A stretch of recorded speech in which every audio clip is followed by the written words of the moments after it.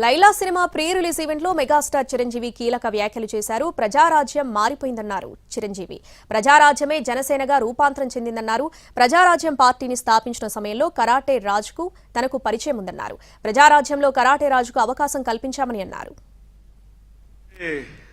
రాజుగారు అంటారు ఈయన 17 ఏళ్ళు అయిపోయినావు కదా.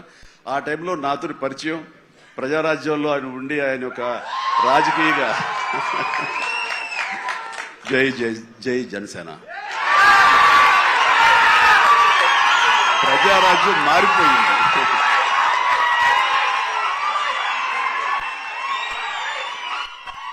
ప్రజారాజ్యం రూపాంతరం చెందింది జనసేనగా. I'm very happy.